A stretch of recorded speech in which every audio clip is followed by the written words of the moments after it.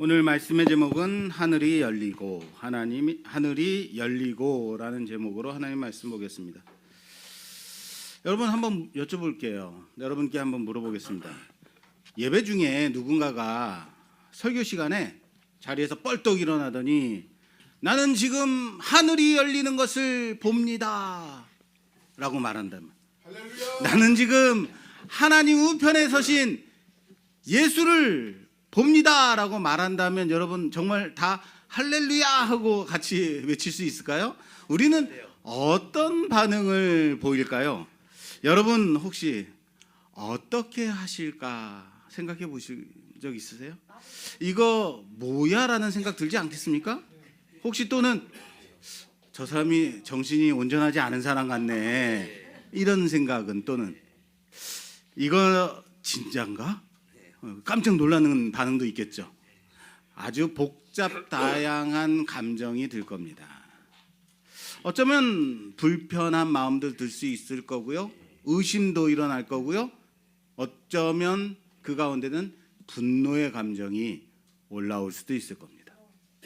누군가는 도대체 그게 무슨 소린가 하면서, 누군가는 이거는 불경한 말이다 라고 말하는 사람도 있을 겁니다.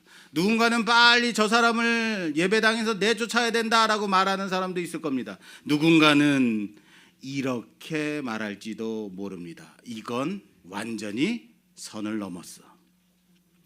오늘 본문이 바로 그 장면이 아닐까 생각이 돼요. 스데반은 그렇게 말을 했습니다. 사람들은 길을 막았습니다. 소리를 질렀습니다. 길을 막았는데 왜 소리를 질렀을까요? 네, 우리가 누가 막 나 듣기 싫은 말 하면 귀 막고 에 하고 그러죠. 그거예요. 안 들리도록 그 말 듣기 싫다라고 말하면서 소리를 지르고 그리고 돌을 던졌습니다. 그런데 사람들은 땅을 보고 돌을 던졌지만 스데반은 하늘을 보고 주님을 보았습니다.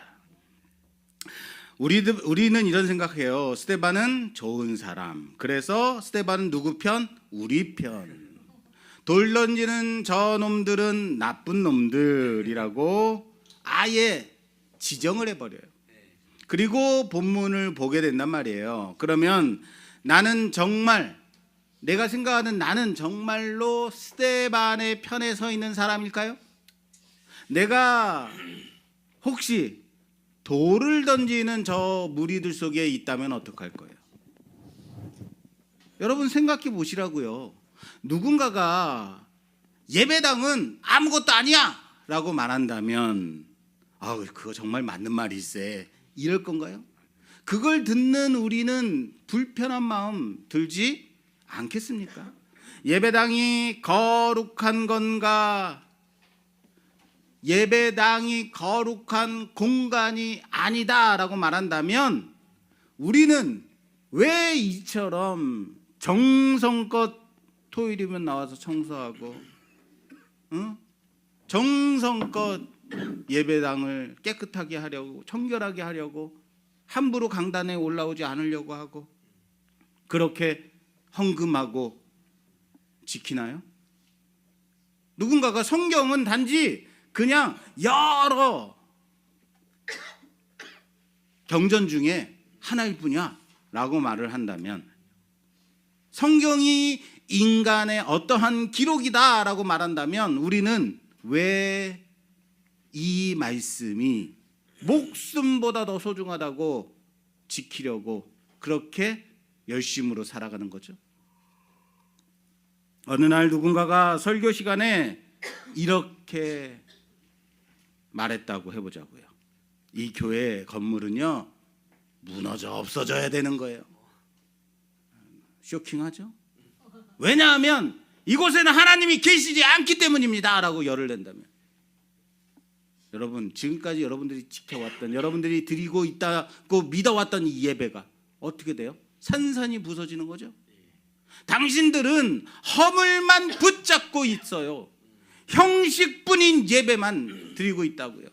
여러분들은 그냥 시간만 때우고 갈 뿐입니다 라고 말한다면, 진정한 예배가 아니다라고 외친다면 정말로 여러분들 정말 이건 하나님의 음성입니다 하고 가슴을 찢으며 마음을 찢으며 그렇게 회개할 수 있어요?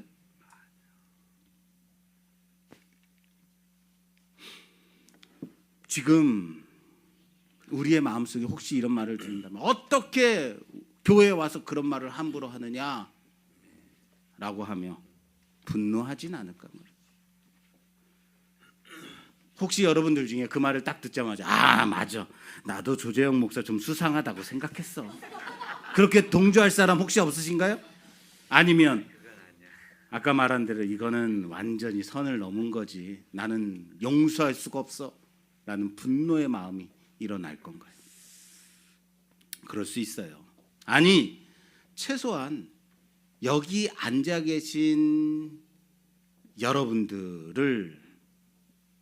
대부분은 그렇게 반응할 것 같아요. 어떻게 우리 목사님한테 그딴 식으로 말할 수 있어 하고 막 달려들고, 우리 교회를 지금 뭐로 보고 그런 말을 하는 거야, 나의 정성이, 내가 하나님께 예배드림이 얼마나 소중한데. 스데반이 했던 말은 바로 이런 말일 겁니다. 그는 성전의 주인 되신 그분께서 오셨다, 율법보다 더 크신 분이 이 땅에 오셨었다 라고 말하고 있습니다. 성전이 아니라 사람 안에 하나님의 영이 계심으로 그것이 성전이다 라고 말하고 있어요. 이건 그들의 입장에서 보게 되면, 여러분들 그들의 입장에서 한번 생각해 보라고요.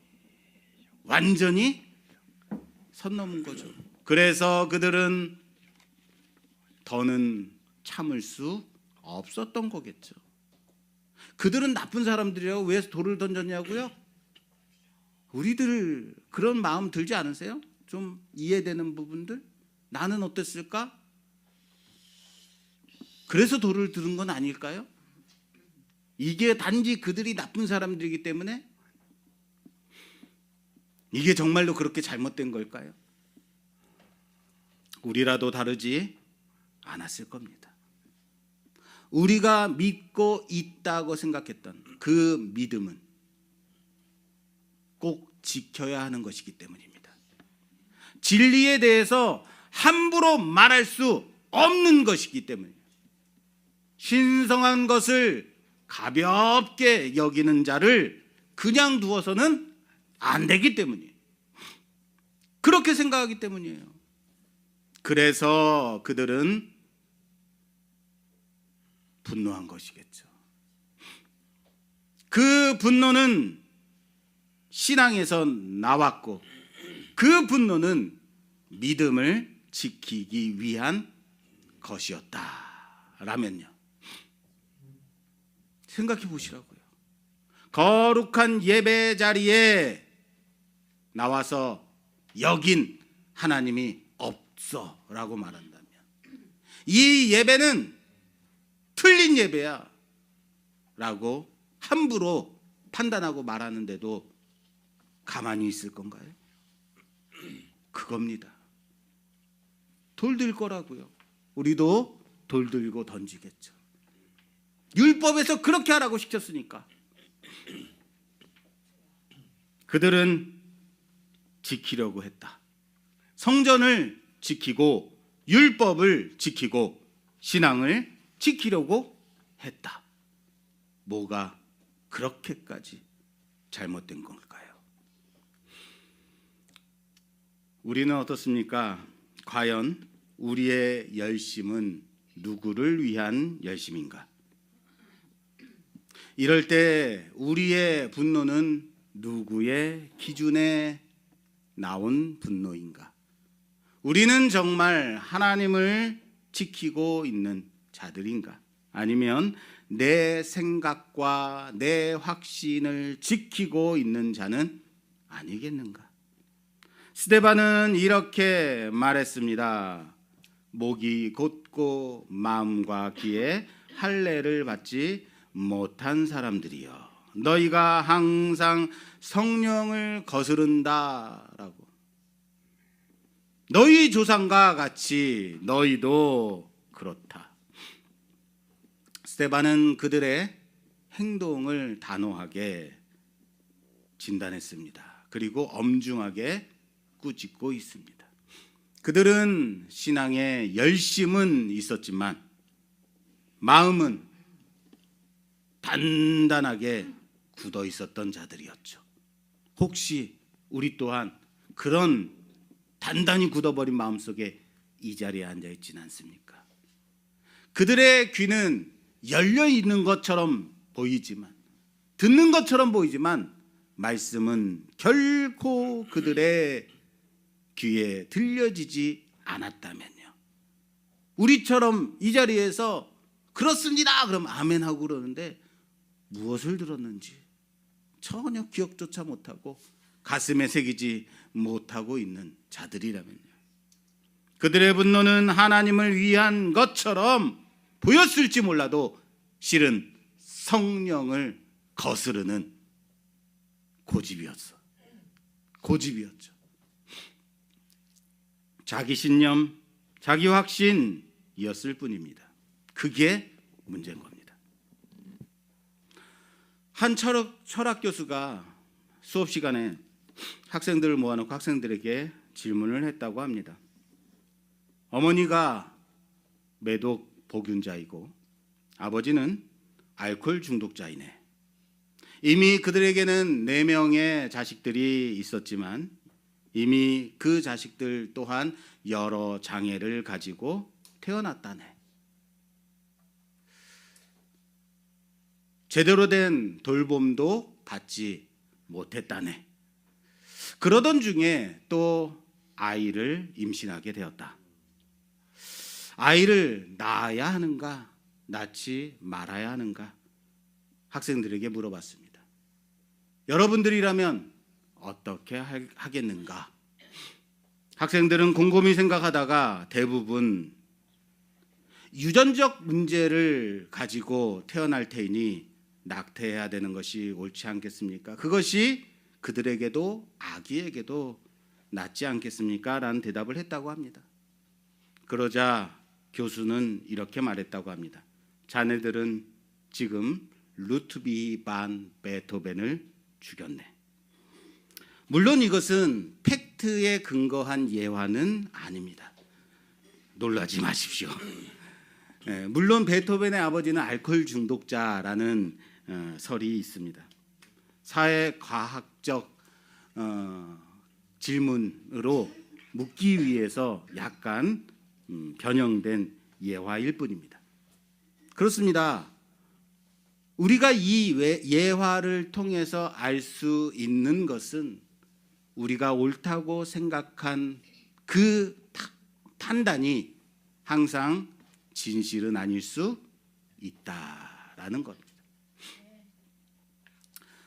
스데반을 몰아치고 있는 그들의 분노가 신앙처럼 보였죠. 하나님은 그 안에서 성령을 거스르는 목이 곧고 마음과 귀에 할례를 받지 못한 완악함을 보셨습니다.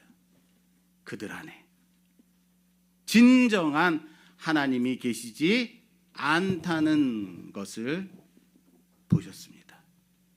그들이 진정으로 지키고자 하는 그 성전에 결코 하나님이 계실 수 없었습니다. 그렇다면 여러분, 하나님은 어디에 계신 걸까요? 하나님은 과연 어디에 계실까요? 오늘 말씀을 통해서 한번 볼까요? 오늘 말씀 48절에서 50절 말씀 봉독해 주시겠어요? 48절에서 50절입니다. 그러나 지극히 높으신 이는 손으로 지은 곳에 계시지 아니하시나니 선지자가 말한 바 주께서 이르시되 하늘이 나의 보좌여 땅은 나의 발등상이니 너희가 나를 위하여 무슨 집을 짓겠으며 나의 안식할 처소가 어디이냐. 이 모든 것이 다 내 손으로 지은 것이 아니냐 함과 같으니라. 아멘. 자, 이 말씀, 스데반의 이 말씀은 그냥 스데반이 떠올라서 한 말씀이 아니에요. 이 말씀은 이사야서 말씀입니다. 이사야서 한번 가서 원본을 한번 찾아볼게요. 이사야서 66장 말씀을 인용해서 가져온 말씀이에요. 그대로 가져왔어요. 이사야서 66장 1절에서 2절 말씀까지만 봉독해 주세요. 여호와께서 이와 같이 말씀하시되 하늘은 나의 보좌요 땅은 나의 발판이니 너희가 나를 위하여 무슨 집을 지으랴 내가 안식할 처소가 어디랴. 그러나 여호와가 말하노라 내 손이 이 모든 것을 지었으므로 그들이 생겼느니라. 무릇 마음이 가난하고 심령이 통회하며 내 말을 듣고 떠는 자 그 사람은 내가 돌보려니와. 아멘. 그 이사야서 66장 말씀을 우리가 조금 이해해야 지금 스데반이 왜 이 말씀을 인용했는지를 알 수 있어요. 이사야서 66장 말씀이 우리 스데반이 인용한 말씀 어때요? 똑같죠. 그리고 좀 더 확대된 말씀이에요. 이사야서 66장은 이스라엘 백성들이 성전을 다시 짓겠다라고 결심한 때에 주어진 말씀입니다. 그들은 포로에서 돌아와서 무너진 예루살렘 성전을 보았습니다. 그리고 성전을 다시 세우고자 예배를 다시 회복하고자 했습니다. 그래서 눈물로 제단을 쌓고 돌 하나 옮기며 다시 성전을 지으려고 했습니다. 얼마나 아름다운 열심입니까? 그 헌신은 엄청난 헌신이죠. 그들은 예배를 회복하고 싶었다라는 거예요.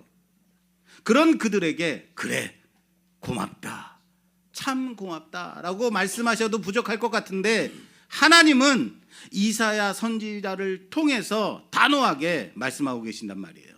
너희가 나를 위해서 지을 집이 과연 있겠느냐? 내가 거기서 안식할 수 있겠느냐? 그것을 지은 것도 나다. 그 돌도 내 것이다. 그 성전을 짓는 모든 것들은 다 내가 준 것 아니냐.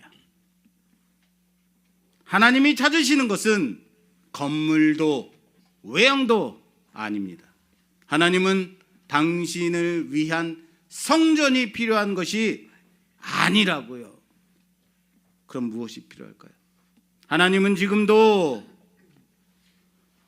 동일하게 말씀하고 계십니다. 무릇 내가 돌보는 자는 곧 가난하고 심령에 통회하며, 따라서 합시다. 가난하고 심령에 통회하며 내 말을 인하여 떠는 자다. 하나님을 경외하는 진심 어린 마음이 있는 자. 성전이 아닙니다. 예배당이 아니라고요. 우리의 무너진 그 마음, 그 마음을 찾으신다는 사실을 믿으시길 바랍니다. 하나님은 제사의 형식이 아니라 말씀 앞에서 떨 줄 아는 심령을 찾으신다고요. 포로에서 돌아온 그들이 짓고 있던 그 성전이 잘못됐다고 말씀하는 게 아닙니다. 그 안에 무엇을 담을 거냐? 그 안에 너희는 어떤 것을 담을 거냐? 그러나 그 성전 안에 하나님을 향한 두려움이 없다면 그 성전은 아무 의미도 없는 하나의 건물에 지나지 않는 겁니다. 말씀교회 건물이 있어요. 말씀교회라고 했기 때문에 여기가 교회인 거예요. 그런데 이 교회 안에 하나님이 함께 하시지 않는다면 뭐죠? 건물이에요. 하나님을 두려워하지 않고 하나님의 말씀을 경외하지 않는 그들, 그리고 우리, 나의 자랑으로 세운 그 성전, 진정한 예배가 없는 그 성전. 그래서 하나님은 그들의 예배를 가증하게 여기신다라고 말씀하시는 겁니다. 속죄의 피가 없는 예배, 통회가 없는 제사는 오히려 하나님이 가증히 여기시는 것이다라는 것을 잊지 마십시오. 그렇다면 오늘 우리의 예배는 어떠한 예배가 돼야 되는가? 하나님은 지금 어디에 임하시는가, 임재하시는가? 멋지게 찬양하는 우리 로고스 찬양대 위에 계시는가? 훌륭하게 설교하는 이 조재영 목사의 설교 강단 위에 계시는가? 아닙니다. 하나님은 지금도 가난한 마음, 무너진 심령, 통회하는 그 마음 가운데 말씀 앞에 두려움으로 떠는 자 그들을 찾으신다라는 사실을 믿으시길 바랍니다. 스데반은 지금 하나님이 성전에 계시지 않다라고 말했죠. 아니에요. 정확하게는 성전에 계시지 않다라고 말하고 있는 것이 아니에요. 그는 실제로 건물에 대해 말하고 있는 게 아닙니다. 그 건물 안에 하나님을 가두고 있는 그들의 신앙에 대해서 말하고 있는 거예요. 너희는 하나님을 이 성전이라는 곳에 가두고 있는 자들이다. 하나님이 그것밖에 되지 아니하시느냐. 하나님은 그들에게 성전을 주셨습니다.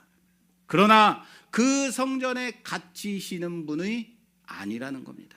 하나님은 그 율법을 주셨지만 그 율법에 매이는 분이 아닙니다. 하나님은 우리 손으로 지은 것 안에 계시는 분이 아닙니다. 우리 마음 가운데 계시는 하나님이심을 믿으시길 바랍니다. 우리 옆에 계신 분과 인사하죠. 하나님은 우리 안에 계십니다. 그러니까 마음 단단히 먹으세요. 성전을 가리켜 거룩한 곳이라고 하죠. 그죠? 성전이 거룩한 곳이라고 하죠. 그래서 지금까지도 예배당을 가리켜 우리는 뭐라고 불러요? 성전이라고 버릇처럼 말하죠. 그러나 거룩한 곳은요, 하나님이 거하실 때만 거룩한 곳이에요. 그분이 계시지 않는다면 아무리 정결한 공간이라 할지라도 그것은 빈 건물일 뿐이다. 그렇다면 여러분, 하나님은 어디에 계시는가? 다시 한번 물어볼게요. 하나님은 어디에 계시는가? 우리 안에. 성전이 아니라 심령에 계신다라고 그랬습니다. 하나님은 누구에게 임하시는가? 누구의 심령에 임하는가? 다 맞습니다. 이사야가 말하죠. 가난하고 심령에 통회하며 말씀 앞에 떠는 자. 하나님은 그들 안에 임하십니다.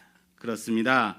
하나님은 당신께 진정으로 드리는 그 예배 가운데 계심을 믿기를 바랍니다. 지금 여러분들이 진정으로 하나님께 예배를 드리고 있다면 이 안에 하나님이 받으시는 예배, 하나님이 이곳에 임재하시는 예배가 지금 임하셨다라는 사실을 믿으시길 바랍니다. 거기에 하나님의 임재가 있다고요. 예수님도 사마리아 수가성의 여인에게 그 대화 속에서 똑같은 말씀을 하신 것 아십니까? 여인이 말합니다. 우리 조상들은 이 산에서 예배하였고 당신네들의 말은 예배할 곳은 예루살렘에 있다라고 하더이다.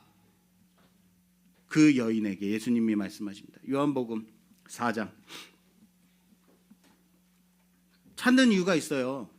내 말인 줄 알까 봐. 예수님의 말씀입니다. 요한복음 4장 21절에서 24절까지 봉독해 주시겠어요? 예수께서 이르시되 여자여 내 말을 믿으라. 이 산에서도 말고 예루살렘에서도 말고 너희가 아버지께 예배할 때가 이르리라.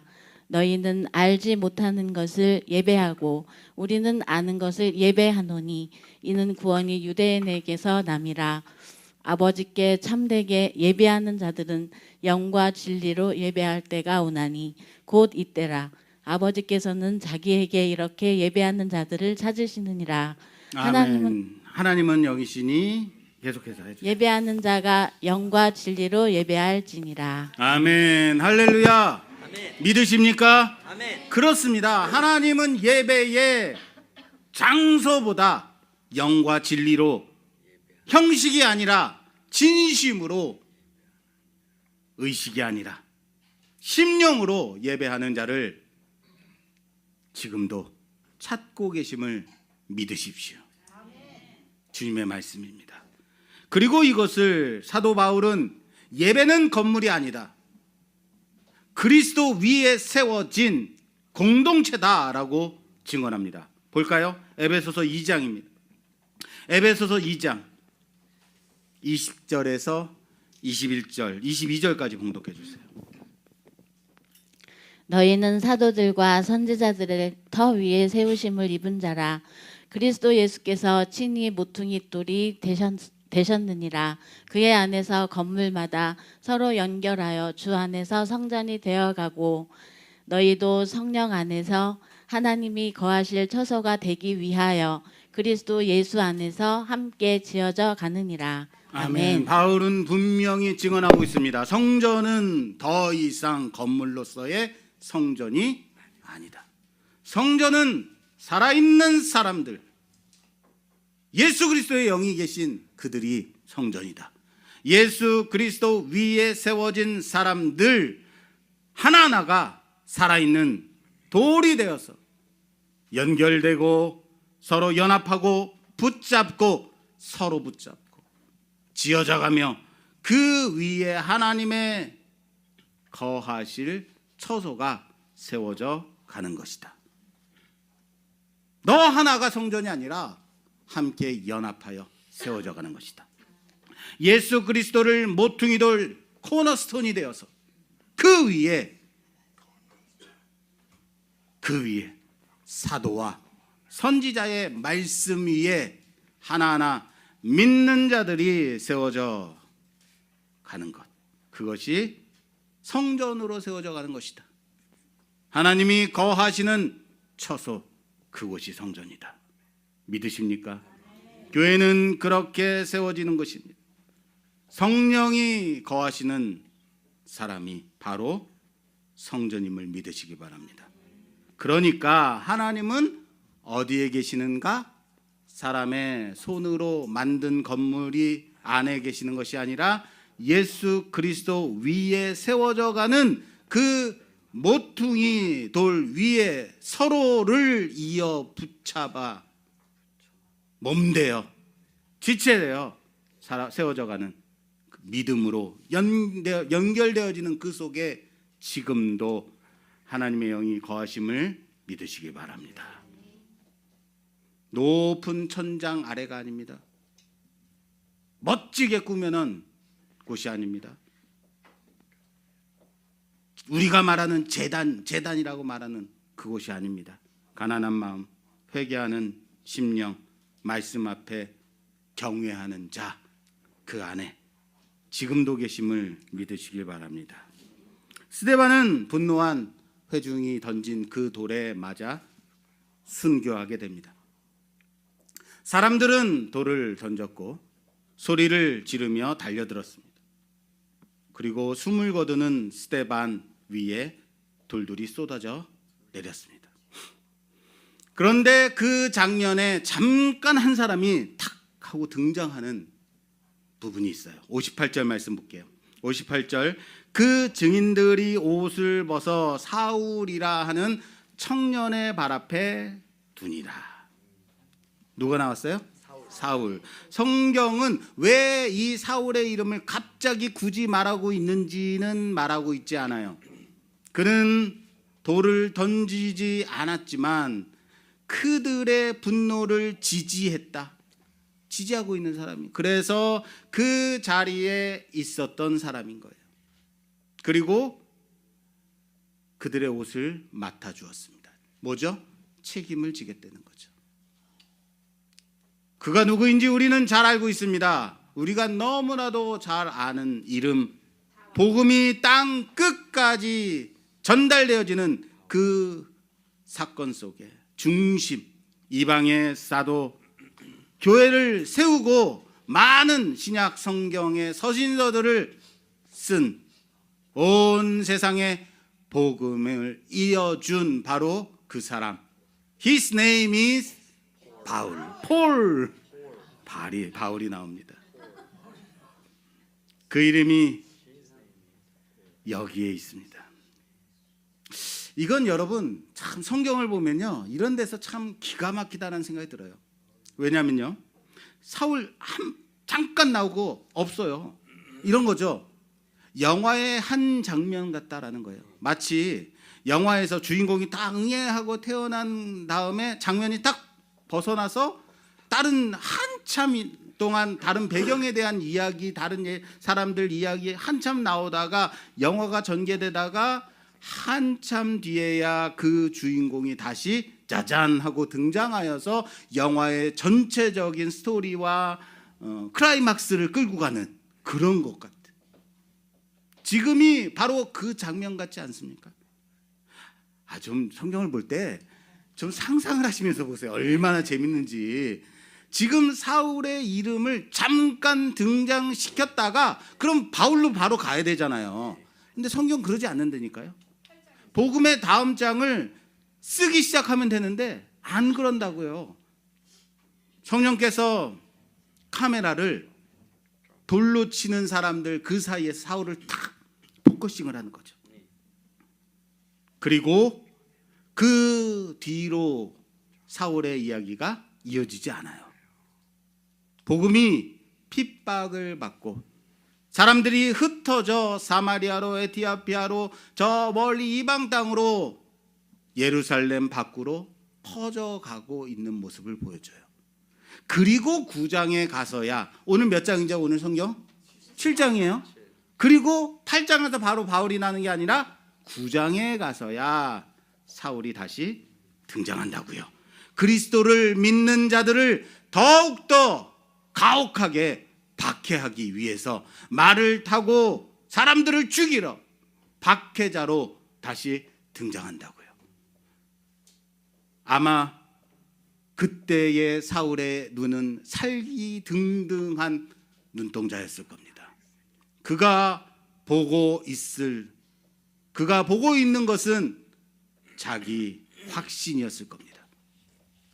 자기 신념이었을 겁니다. 돌을 던지던 그들의 마음과 똑같은 그 자기의 열심이었을 겁니다. 그러나 그의 눈은 빛에 눌려 보지 못하게 되었습니다. 땅에 엎드려졌습니다. 그 강렬한 빛에 눈을 보지 못하게 되자 그제야 예수님의 음성이 그에게 들렸습니다. 사울아, 사울아, 내가 어찌하여 나를 박해하느냐? 누구시오니까? 나는 네가 박해하는 예수다. 그제야 사울은 예수님의 음성을 들을 수 있었습니다. 오늘 본문으로 다시 돌아오겠습니다. 오늘 본문의 클라이막스와 같은 구절입니다. 55절에서 56절 말씀 봉독해 주세요. 55절에서 56절입니다. 스데반이 성령 충만하여 하늘을 우러러 주목하여 하나님의 영광과 및 예수께서 하나님 우편에 서신 것을 보고 말하되 보라 하늘이 열리고 인자가 하나님 우편에 서신 것을 보노라 한대. 스데반은 하늘을 보았습니다. 그러나 젊은 청년 사울은 그것을 보지 않았습니다. 스데반은 하늘 보호자 우편에 서신 인자를 보았습니다. 그러나 젊은 청년 사울은 그것을 신성 모독이라 참담한 말이다 여겼습니다.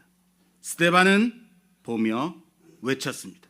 그러나 사울은 스데반의 그 소리를 들으면서도 돌을 던지는 자들의 증인이 되었습니다. 하나님은 사울의 눈을 감기셨고 보지 못하게 하시자 그때서야 그는 듣기 시작했습니다. 스데반은 눈이 열려 하늘을 보았습니다. 사울은 눈이 감겼을 때, 보지 못하게 되었을 때 예수님의 음성을 들었습니다. 스데반이 순교한 그 자리, 거기서 하나님은 바로 그때 다음 장을 준비하고 계셨다는 사실을 믿으시길 바랍니다. 복음은 끝나지 않았다고요. 돌을 던진 그들 속에서 다시 시작되고 있었다고요. 사람들은 그를 죽이려고 달려들었습니다. 그때 하늘이 열렸죠. 하늘은 그를 향해 열려진 것입니다. 거기에 예수님은 앉아 계실 수 없었습니다. 예수님께서 서셨습니다. 스데반을 영접하시기 위해 영원한 대제사장이신 예수님이 일어서신 겁니다. 사람들은 돌을 던졌고 스데반은 하늘을 보았습니다. 스데반은 돌을 맞기 직전 하늘을 본 것입니다. 하늘이 열렸습니다. 땅에서는 멸시받았습니다. 그러나 하늘에서는 영접받고 있었다라는 사실이에요. 땅에서는 침묵당했습니다. 하늘에서는 환영을 받았습니다. 하나님 보좌 우편에 예수께서 거기 서 계셨다고요. 증인들 위에 일어나셨습니다. 사랑하는 여러분, 스데반이 쓰러졌습니다. 그것이 패배였다. 사람들은 생각했겠죠.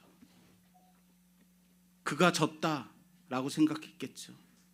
혹시 여러분들 오늘 예배 자리에 나오면서 어떤 마음으로 오셨습니까? 여러분들 마음속에 정말로 가난한 마음이 있습니까? 상심한 마음이 있습니까? 무너진 마음이 있습니까? 그래서 땅을 바라보고 계십니까? 열린 하늘을 바라보고 계십니까?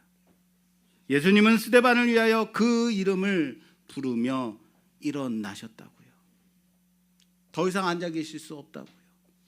그 누구도 스데반의 말을 받아주지 않았지만 하늘은 열려 있었고 그의 말은 하늘로 닿고 있었다라는 사실을 믿으시기 바랍니다. 이 장면은 돌 무더기 속의 패배가 아닙니다. 하늘의 임재 앞에서의 승리라는 사실을 믿으시기 바랍니다.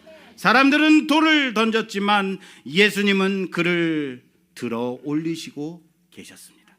사람들은 스데반이 죽었다라고 했지만 그래서 그가 패배한 것이다 라고 생각했지만 과연 누가 승리한 것인가? 스데반 그는 이 땅에서는 죽었지만 하늘에서 주님의 영접을 받았습니다. 봤던 자는 죽었고 보지 못하게 된 자는 복음을 위해 살게 되었습니다. 죽어가던 자는 진리를 외치다가 죽었고 그 진리를 거절했던 자가 그 진리를 증언하게 되는 놀라운 아이러니가 이것이 바로 복음의 진수입니다. 그날 사람들은 죽음을 봤지만 하나님은 시작을 준비하고 계셨음을 잊지 마십시오. 여러분들의 삶 속에 패배의 자리, 넘어진 자리, 무너진 자리, 정말로 이것으로 끝인가라고 생각되어지는 그 자리에 그때부터 하나님의 복음의 역사가 시작된다라는 사실을 잊지 마십시오. 우리는 이제 우리가 드리는 이 예배를 다시 돌아봐야겠습니다. 나는 오늘 어떤 마음으로 이 자리에 와 있는가? 나는 혹시 스스로 모욕받은 것 같아서 예민하지는 않는가? 내가 당장 이 자리에서 이것은 당연하다라고 여긴 그 형식적인 것, 그것 때문에 누가 내 예배를 방해한다고 흐트러뜨린다고 집중해서 예배드리지 못한 나의 모습은 있지 않은가? 나의 의에 빠져서 혹시 화가 나서 예배에 집중하지 못하고 있는가, 못하고 있진 않는지 점검하십시오. 아니면 지금 내 안에 정말 예수님의 임재를 갈망하며 사모하며 그런 마음으로, 두려운 마음으로, 떨림으로 드리고 있는 예배가 우리 안에 있는가? 사랑하는 여러분, 분노보다 중요한 것은 방향입니다. 열심보다 중요한 것은 예수님의 임재입니다. 그리스도 없는 열심은 돌을 던지게 합니다. 그리스도를 본 자는 돌을 내려놓게 됩니다. 지금 예수님은 우리의 확신을 부수러 이 자리에 오신 것임을 믿으시기 바랍니다. 우리를 증인의 자리로 부르고 계신다고요. 그것은 우리가 돌을 던졌던 손으로 복음을 들게 하시려는 놀라운 역사입니다. 오늘 이 말씀 앞에서 하나님, 저도 눈을 들어 하늘을 보게 하소서라고 고백하십시오. 하나님, 저도 회개하며 통회하며 그 증인의 자리에 서게 하옵소서. 그렇게 기도해 보자고요. 이렇게 기도하며 내 손에 쥔 그 돌을 내려놓고 예배를 다시 세워가는, 회복하는 이번 한 주간 되기를 주님의 이름으로 축원합니다.